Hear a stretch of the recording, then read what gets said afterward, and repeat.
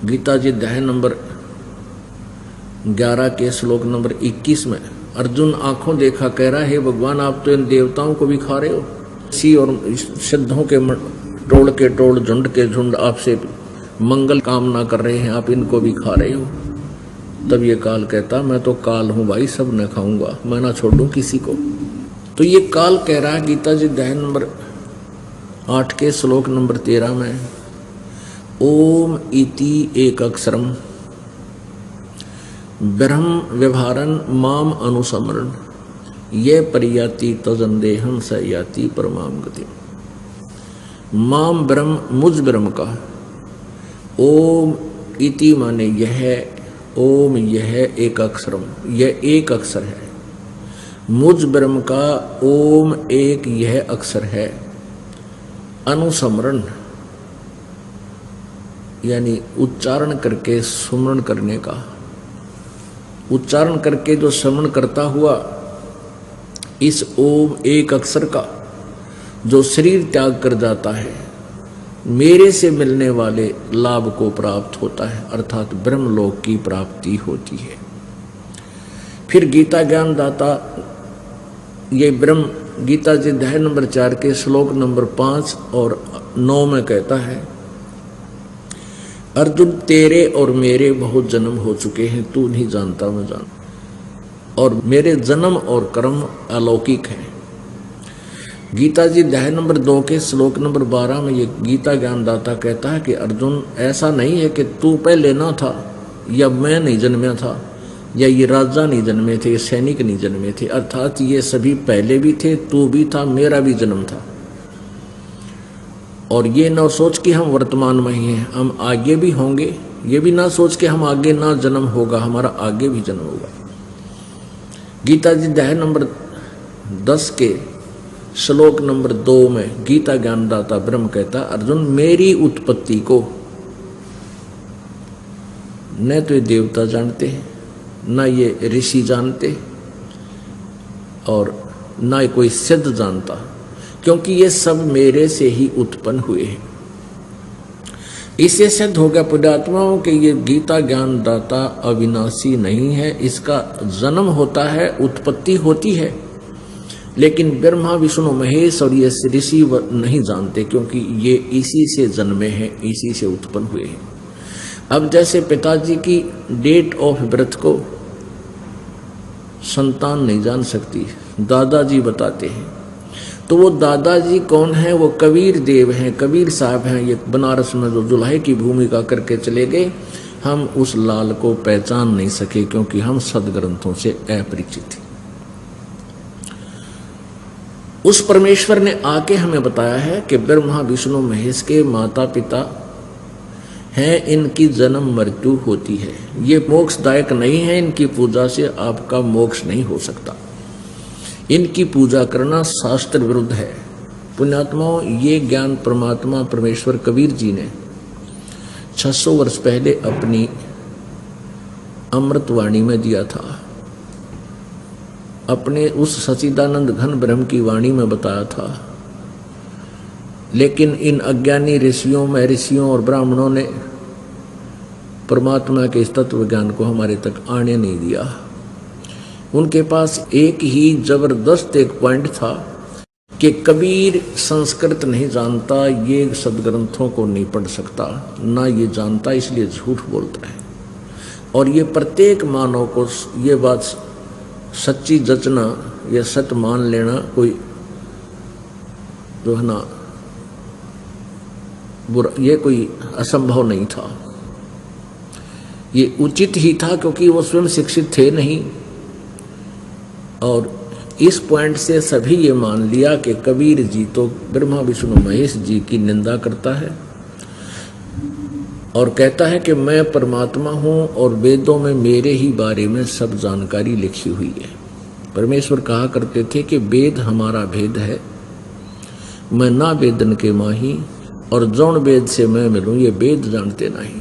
पुण्यात्माओं 5 वेद हैं, 5वां वेद इस काल भगवान ने छुपा दिया, खत्म कर दिया, हमारे तक आने नहीं दिया, ना ब्रह्मा तक, ना विष्णु जी तक, ना शिव जी तक। इसने ये 4 वेद हमारे को दे दिए। ब्रह्मा जी ने इन वेदों को पढ़ा, जैसा इसने इनको समझा, उस आधार से विष्णु और शिव जी को भी उसने आगे ये बता दिया।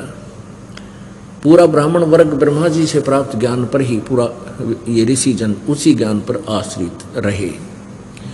अपनात्मा एक ही संकेत से आपको ब्रह्मा, विष्णु और महेश, क्योंकि ब्रह्मा जी से ज्ञान ग्रहण है सभी ऋषियों ने, और विष्णु जी को और शिव जी को ब्रह्मा जी से। तो जो ब्रह्मा जी को कैसा ज्ञान था उसकी एक झलक आपको दिखाते हैं। और समझदार को संकेत ही बहुत होता है। सौदागर जो होते हैं, मंडी में जाते हैं लाला लोग, किसी कनक का सौदा करते हैं 1000 बोरियों का, वो क्या करते हैं कि 2-4 बोरियों में परखी मारते हैं। परखी होती है लोहे की, एक पैनी सी आगे तर, उसमें 50 ग्राम कणक बाहर निकलाती है, ऐसे घुसो देते हैं उस बोरी में और फिर ऐसे निकालते हैं, तो उसमें से वो कणक देख लेते हैं कि इस बोरी में कैसी कणक है, उसको वो परख लेते हैं। उसके आधार से हजारों बोरियों का वो सौदा कर लेते हैं। तो आप जी को अपने सदग्रंथ रूपी इन बोरियों में एक परखी लगाकर देखते हैं, दिखाते हैं। फिर सदग्रंथों में कबीर साहिब जी के और जिन्होंने परमात्मा का सौदा किया, परमात्मा का प्रत्यक्ष उनको साक्षात मिले, उन्होंने भी जो अपने ज्ञान दिया, अपने विचार दिए, उनके विचार आपके समक्ष रखेंगे। अब ये सदग्रंथों को बार बार दिखाना मुझ दास की मजबूरी बन गई। यदि दास ये नहीं दिखाएगा जिन सदग्रंथों को हम सत्य मानते हैं, तो आप इस दास के एक वचन को भी सच्ची नहीं मान सकते और बीच में उठ कर जा सकते हैं। वो पुण्यात्मा जिन्होंने ये ज्ञान सुना नहीं। और ये बार बार ये सदग्रंथ ना दिखाने से तो कोई भी इस तत्व ज्ञान को समझ नहीं पाएगा और विरोध प्रारंभ हो जाता है। और दास के लिए तो ऐसे हैं जैसे अंधे की लालटेन होती है। मुझे इन सदग्रंथों की आवश्यकता नहीं रही। पहले ये दास इन्हीं सदग्रंथों पर आधारित था, इनको पढ़ते भी थे, लेकिन समझ में कुछ नहीं आता था, क्योंकि हमने जो लोक वेद सुन रखा था वही हृदय में समाया हुआ था। भले इन सदग्रंथों को, पुराणों को, गीता जी को हम पढ़ भी लेते थे, वेदों को तो कभी देखा भी नहीं था सपने में भी। वेद तो अब कृपा हुई परमात्मा की, इनको देखा, पढ़ा, तो इनमें भी खजाना भरा पड़ा है सच्चाई का। लेकिन ये अज्ञानी ऋषि, महर्षि, गुरु, संत ये नहीं समझ सके इन वेदों को, ना गीता जी को, ना पुराणों को। दास के लिए तो ऐसे हैं क्योंकि मुझे अपने परमेश्वर के उस तत्व ज्ञान पर 100% विश्वास है, विश्वास हो गया था और उसी कारण से हमने अपना ये रास्ता बदल लिया था। हम एक परमात्मा की साधना पर लग गए। फिर दास ने सोचा कि मुझे आदेश मिल गया कि उपदेश देने का, फिर दास का कर्तव्य बन गया कि जनसाधारण तक इस सच संदेश को पहुंचाऊं।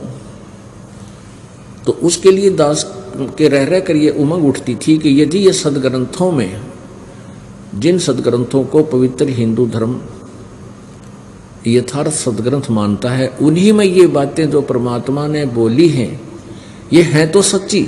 यदि ये इनमें समर्थन मिल जाए तो परमात्मा की प्यारी आत्मा अपने भगवान को पहचान लेंगी, नहीं तो ये ऐसे ही भटकती रहेंगी। चाहे मैं कितना ज्ञान दे लूं, मेरी बात को कोई सुनेगा नहीं। क्योंकि जब तक प्राणी को ज्ञान नहीं होता, ये केवल परमात्मा से यहाँ सांसारिक सुख मांगने ही आता है। और सांसारिक सुख की कोई लिमिट है को नहीं। इतने सुख दे ले और एक सुख ना मिल रहा है तो ही उसी दिन फीका मुंह हो जाएगा। और ये ज्ञान साथ है तो फिर परमात्मा के उस पुण्यात्मा का जो मनोबल है वो टूटता नहीं। पहले पहले हमारे साथ क्या होता था, जैसे ये सदग्रंथों का ज्ञान देखा नहीं था, परमात्मा के ज्ञान के आधार से ज्ञान दिया करते थे। तो किसी आते थे भक्तजन दुखी सुखी, उनको आते ही नाम दिया जाता था, कहा जाता भक्ति करो आपको राहत मिलेगा, उनको राहत मिल जाती थी। एक काम ठीक हो गया, 2 हो गया, 2-3 वर्ष तक कोई दिक्कत नहीं आई। फिर जब हमारे ऊपर आपदाएं नहीं आती तो हम गफलत करने लग जाते हैं, हम कोई ना कोई मालिक के नियम में भंग कर देते हैं और हम उस नियम को ये सोच लेते हैं कि इससे क्या फर्क पड़ा है। फिर उनको कोई हानि हो जाती है छोटी मोटी। जैसे पहले उस भक्त को बहुत लाभ होता था, उसकी पत्नी बहुत बीमार थी, कति मृत्यु शैया पर पड़ी थी और अंतिम सांस गिने थी। ये सोच रहे थे भी ये मरेगी, कद मरेगी, और छोटे छोटे बालक थे। परमात्मा की रजा से वो ठीक होगी, नाम लिया और कति स्वस्थ होगी। और भी कई ऐसी आपदाएं थी जो मालिक ने तुरंत सुन ली। 3 साल के बाद क्या हुआ, वो सोच रहा था भैंस नए दूध है और ये 6 महीने हो गए इसको, अब 2-3 महीना में या ब्याह होगी, 3-4 महीना में दूध हो जाएगा और भैंस खाली निकलेगी। वह भैंस गर्भवती नहीं पाई। तो हम फिर सत्संग करने गए उसी गांव में, वो ना आया सत्संग में।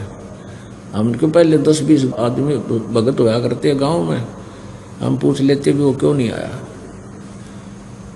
तो उन्होंने बताया, से पूछा भाई गुरुजी याद करें थे, हम 3 दिन रट्टा करते, आप आए को नहीं। पहले तेने बोला मुझे काम सा हो गया था। अरे गुरुजी काम मारे कि रोज आए भाई, इतना आना चाहिए, भक्तों ने कहा। वो आ गया जी लास्ट वाले दिन, भोग लावा थे उस दिन।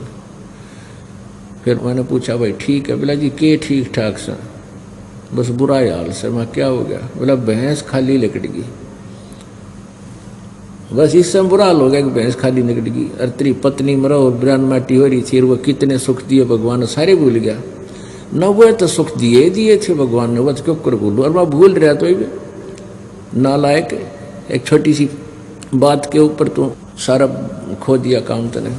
तो पुण्यात्मा जब ये ज्ञान हो जाएगा, फिर इस तरह की बातें हृदय को विचलित नहीं करती इस प्राणी को। इसलिए सदग्रंथों का ज्ञान आपको यहाँ बुलाकर आपके हृदय में ये जचाना इस दास के लिए अनिवार्य हो गया। नहीं तो नकली संत आपको फिर भ्रमित कर देंगे और काल के जाल में फंसा देंगे। तो दास के लिए एक सदग्रंथ जो है, मुझे इनकी आवश्यकता नहीं थी, इसलिए आवश्यकता पड़ी। दूसरे ये था कि दास को ये कहना जरूरी पड़ता था कि ब्रह्मा विष्णु महेश नासवान है, इनकी जन्म मृत्यु होती है, ये अविनाशी नहीं, क्योंकि ये सच्चाई थी, भगवान ने बताई थी। अब ये सीधा ऐसे कहूं तो कोई नहीं सुने। दास ने एक दिन एक बार प्रीतमपुरा दिल्ली में सत्संग किया, 7 दिन का रखा करते, फिर हम खुला समागम करते थे। तो वहाँ पहले दिन सत्संग के प्रथम दिन ही समय था शाम को 6 से 8 का। तो शाम के समय अच्छा बड़ा पंडाल था, पूरा भर गया श्रोताओं का, क्योंकि हमने वहाँ आसपास ऐड कर रखी थी, पर्चे लगा रखे थे, ये जो पंपलेट वगैरह। तो पढ़कर इसको बहुत श्रद्धालु आए। और दास ने पहले दिन सत्संग यही किया कि पूर्ण परमात्मा कौन है, परमात्मा की क्या परिभाषा है, ब्रह्मा विष्णु महेश की क्या स्थिति है। तो उस समय तक हमारे पास कोई ऐसा प्रमाण नहीं था, जैसे आजकल प्रोजेक्टर है हमारे पास, ये नहीं था। तो दास वैसे वर्बली बताया करता था, किताब दिखा भी देता था कि ये पुस्तक है, ऐसे देखिए देवी भागवत में, अर्पण कर सुनाता था। लेकिन जब ये सुनाया तो अगले दिन कोई नहीं आया, वो सारे ब्रह्मा विष्णु महेश के पुजारी थे।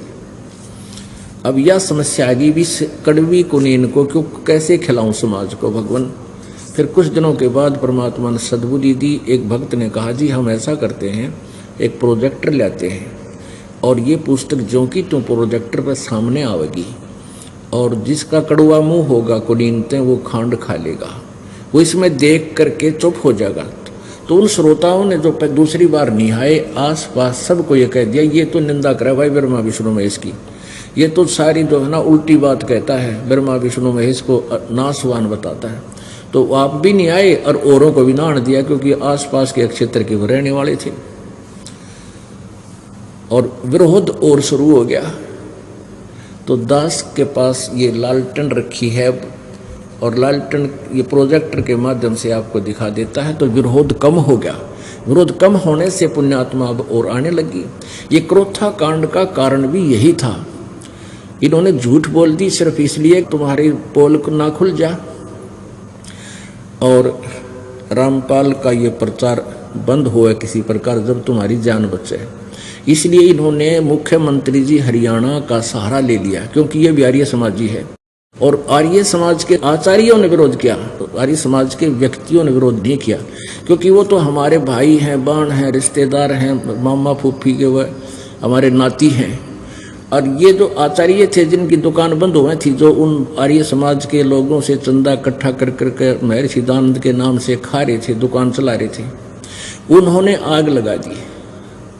ये तो बताई को ना कि सत्यार्थ प्रकाश में जो लिखा है संत बता रहा है वो सही है, उसके विपरीत ये ऐसे हैं, ये आचार्य को हो, न चाहे गुरु को हो, ऋषि को हो, ब्राह्मण को हो, जो वेद ज्ञानहीन है, इन्होंने किसी जनता से कुछ लेना देना नहीं। इनको किसी जनता के उद्धार से, कल्याण से कोई लेना देना नहीं, अपने पेट पोषण तक सीमित है। यदि ये दुष्ट आत्मा जनता के हितैषी होते तो इतनी झूठ नहीं बोलते। मुख्यमंत्री जी को भ्रमित कर दिया, वहाँ ऐसा गंदा काम होता है, सतलोक आश्रम क्रोथा में ऐसा जुल्म होता है, फलाना करते, न्यू ना बताई कि तुम्हारी पोल खोल दी उसने। तो ये सारा कारण यही बन गया कि उन दुष्ट आत्माओं ने इस सच्चाई को दबाने के लिए ये कितना घिनौना कर्म कर दिया। हजारों लोग आया करते थे वहाँ पर, आसपास के क्षेत्र में बुराई छूट रही थी, लाखों लोगों ने बीड़ी, शराब, मांस, तम्बाकू कति छोड़ दिया था और उनको लाभ हो रहा था। जिसके पास साइकिल नहीं था और आज वो कारों में चल रहे इस परमात्मा की द्वारा दिए गए अपने कोटे से उस सुख को। तो ये यही कारण था कि हम उस समय तक हमारे पास ये प्रोजेक्टर विधि नहीं थी और हम नहीं समझा सके थे, जनसाधारण तक कम पहुंचा था ये ज्ञान। तो अब इस दास ने उसके बाद क्या किया है कि बहुत ये पुस्तकें बनवा करके करोड़ों की संख्या में पुस्तक समाज में हमारे सेवकों ने फ्री सेवा करके वितरित कर दी है। वो 30-40 रुपये में हमें पड़ती है, हम उसको केवल 10 रुपये में देते हैं, ताकि रुपये इसलिए 10 लेते हैं कि कोई वैसे देंगे तो किताब गिर देगा ठाकर रास्ते में, और 10 रुपये खर्चेगा तो वो भी पड़ेगा और साथ में परिवार भी पड़ेगा, और उसका परिणाम बहुत अच्छा निकल रहा है। तो यही कारण था कि ये विरोध बढ़ता चला जाता था।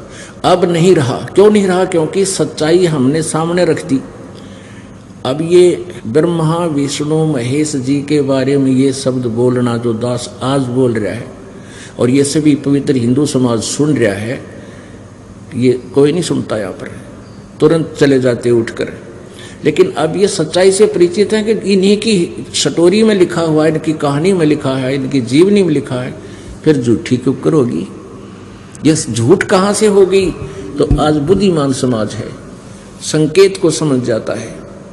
और दास तो कति एक ए से लेकर जेड तक 20-20 बार समझाता है, दिखाता है। तो बच्चे से लेकर बूढ़े तक ये उंगलियां बरटा गया कि कौन भगवान है, किसकी कितनी शक्ति है। हम ये नहीं कहते ब्रह्मा विष्णु महेश रिजेक्टेड है, नहीं, जितनी इनकी क्षमता है उतनी इनमें पावर अवश्य है, लेकिन ये पूर्ण मोक्षदायक नहीं है। तो एक बुढ़ा लालटेन ले जा था, अंधा वृद्ध व्यक्ति लालटेन लिए हुए रात्रि के समय लालटेन जलाकर और रास्ते जा रहा था। आगे से कुछ बच्चे आ रहे थे उछल कूद करते हुए। उस वृद्ध व्यक्ति ने, अंधे ने आवाज लगाई, बेटा ध्यान से आना, मैं अंधा हूं, देखना कहीं मेरे में टक्कर ना मार दो, मैं अंधा हूं। वो बच्चे निकट आए, उन्होंने ध्यान से देखा कि एक वृद्ध व्यक्ति लालटेन लिए हुए आ रहा है और कह रहा मैं अंधा हूं। तो उन बच्चों ने सोचा अंधा लालटेन ले रहा, ये कैसे हो सकता है? उन्होंने खड़ा होकर पूछा कि बाबा आप सचमुच अंधे हो? हाँ बेटा मैं अंधा हूं, मुझे कुछ नहीं दिखता। फिर लालटेन किस लिए लिया हुआ? बच्चों ने पूछा।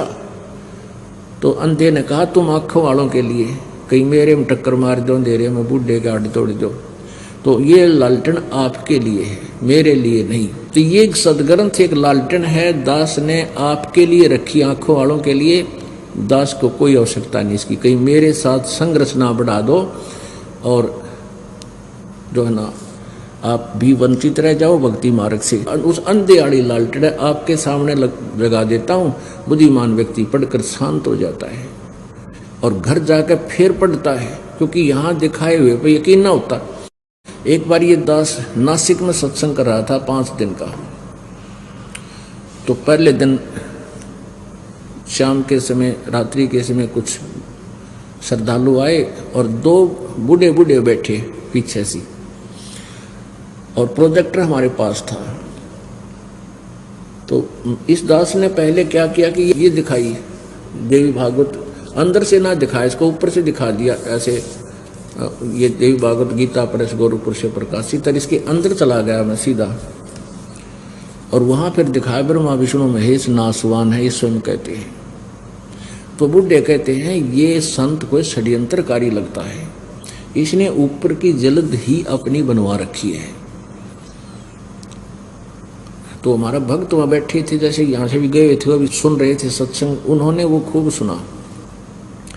फिर क्या किया दास ने, प्रसंग 2 घंटे में 1-2 बार प्रसंग आ ही जाता है इनका, जो प्रकरण ये चल रहा था। तो दास ने फिर दोबारा यही दिखाई देवी भागवत, और अंदर से भी दिखाई ये कहाँ से छपी है, इसका अनुवादक संपादक कौन है। तो उन्होंने ध्यान से देखा, अक भाई ये तो है तो गीता प्रेस पुरुष से दिक्कत ठीक है यार, हम अपने घर में जाकर देखेंगे। नोट कर लिया उन्होंने, वो 3रा सकंदर फलाना पृष्ठ नोट कर लिए दोनों बुढ़िया ने। फिर वो घर जाके देखी उन्हें। अगले दिन फिर आए, वो सत्संग सुन रहे थे, फिर आपस में चर्चा कर रहे थे। तो उन्होंने कहा भाई बात तो सारी सच्ची लिखी रे, हमारी तो आँख फूट रही थी, हम रोज पढ़ा करते, हमने कद देना, हम नहीं पकड़ पाए इस बात को, और यह तो कति सत्य लिखा। पर बेरा नहीं, पुराने रंग में हम इतने रंगे गए, आँखें देख भी कभी ना दस दिख ब्रह्मा विष्णु महेश नासवान होंगे, क्योंकि वह झूठ घनी बार सुन रखी, वह सच्ची प्रतीत होगी हृदय, उसका ये कारण था। फिर वो कहते हैं भाई बुढ़ी बनगी मारी गया था, अब यह भक्ति ब्रह्मा विष्णु महेश की कर नहीं सकते हैं, और या इसको हम सच्ची भी नहीं मान रहे जो इस संत बताओगा, इसका के भरोसा। हमने 40 साल 50 साल खो दिए ये औरों की दंत कथा सुनते सुनते संतों की, इसकी बात पर विश्वास किए करा, ये पहली बार मिल लिया हमने बता। अब हम ना वो भक्ति जो गिरे और इसकी न स्वीकार क्यों कर करा, यूँ तो संत सा भी ना दिखता, साधारण सा आदमी दिखे। हम संत किसने मानना, जिसने जटा बुढ़ा रखी हो, कोई घोटम घोट कति मूड मुंडा रखा हो, लाल कपड़े पहन रखे हो, तो हम या दूने दाना पर तपता हो कि तब डोले ढो रहा हो, तो हमारी बुद्धि उस तरह सेट हो रही है कि ऐसा हो से संत तय। अरे संत तो भक्ति से और ज्ञान से होता है। ये ऊपर ले आडंबर ने किसे पहन लो, चाहे कैसे कपड़े पहन लो, तो वस्तु अंदर इस शरीर में कमाई बनती है। तो इस काल भगवान ने बहुत ज्यादा अड़ंगा अड़ा रखा है, और इस सारे मैल को हटाना पूरे मानव समाज के हृदय से बहुत ही कठिन कार्य है, लेकिन अब ये सुलभ होगा, क्योंकि परमात्मा की शक्ति साथ है और सभी परमात्मा के बच्चे हैं, और सभी को भगवान की चाह है। सभी 2 नंबर के काम करके थक लिए छक लिए, वो धनी नहीं हो सके, दूने दुखी हो रहे हैं। और परमात्मा आपको माया भी देगा, लेकिन ऐसी देगा जो आपको नुकसान ना करे, आपके काम भी सारेगा, आपको शांति भी देगा, आपके दुखों का निवारण भी करेगा, और आपको मोक्ष भी देगा।